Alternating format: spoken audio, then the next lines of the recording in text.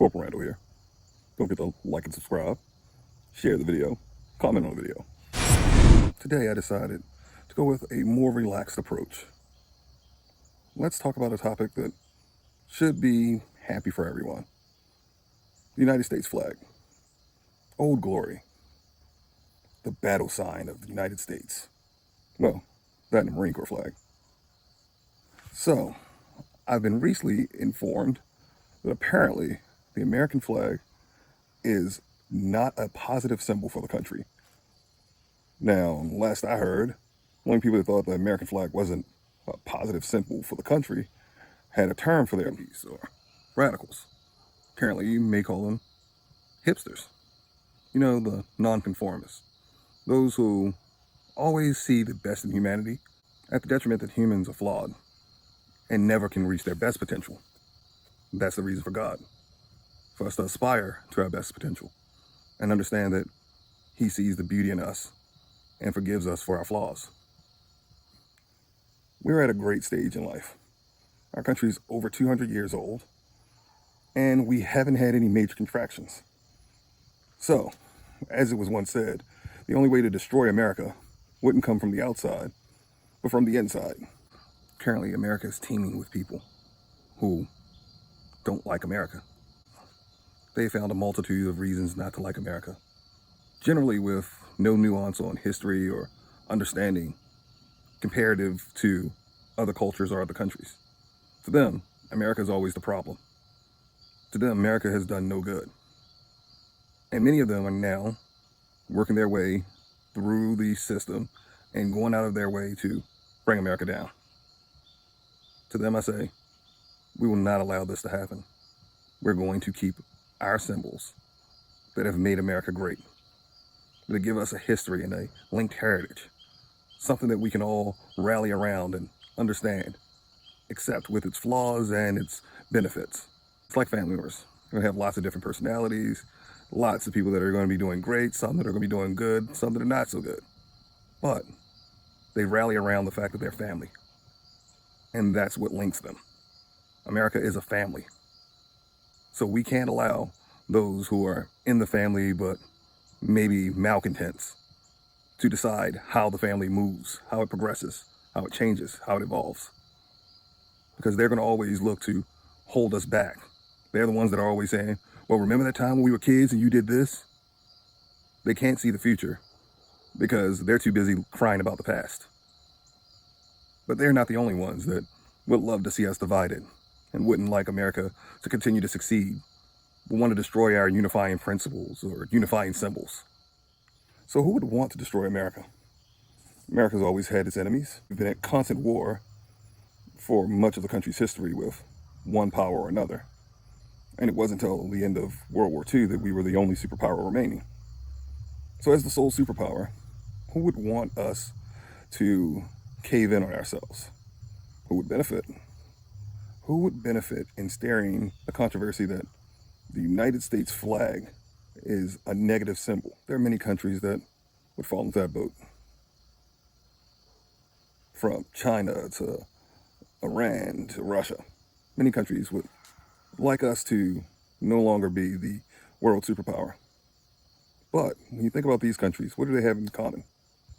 Generally, they're run by some type of authoritarian government or autocratic government. They tend to be human rights abusers.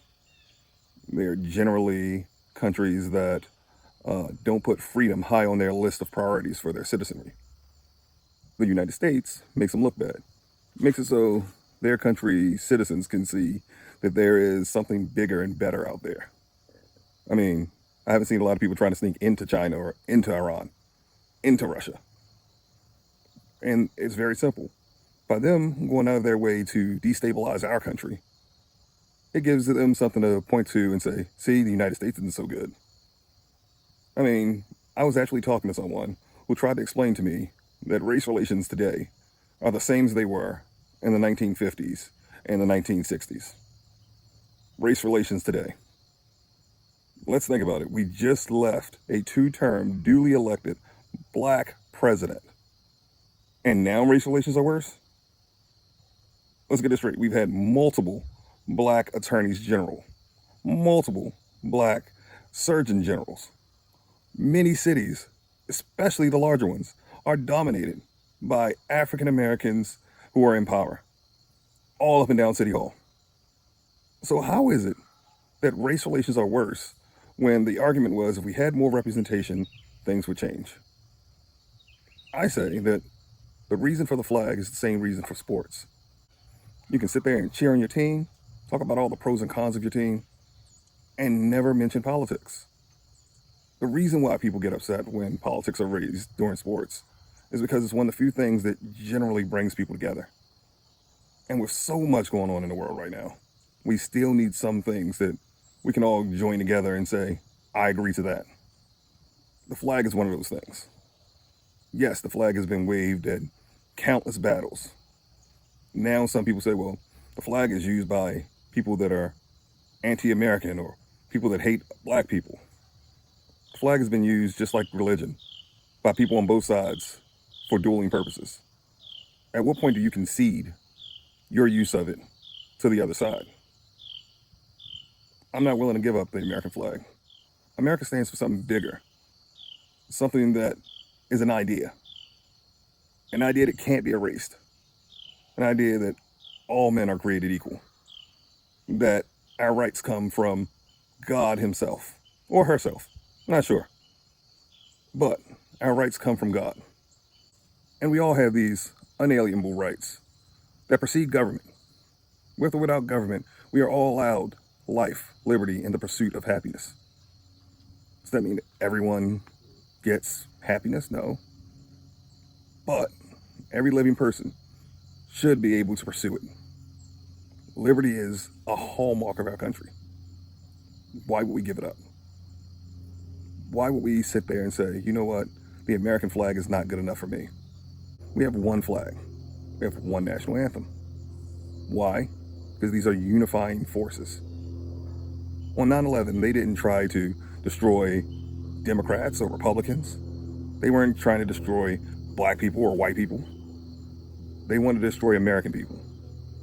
They recognized something that many Americans today seem to have forgotten. That you are an American. Like the president, hate the president. Like Congress, hate Congress. It doesn't matter. The people that are elected are our representation to the world. And as an American citizen, whether you like them or not, they're your Congress. They're your Congress people, your senators, your president. If you don't like them, great, vote them out. Option B is you can renounce your citizenship. But then where do you go? Where do you go where you have the freedoms that are expressed here in America? We are among the only countries in the world where freedom of speech isn't just something that's said, it's written down. It's expressed that the government cannot sit there and persecute you for your speech, be it political or otherwise. We're one of the only countries in the world where you can't be unduly arrested for having a peaceful protest. We're one of the only countries in the world where there is a orderly transition of power from one administration to another. There's no death required. There's no military coups required. We select every 4 years who we would like to lead the country for the next 4 years. And at the end of 8 years, if someone is elected twice, the torch is passed. Let's cherish that. Let's cherish our flag. Don't forget to like and subscribe, share the video, comment on the video. Corporal Randall.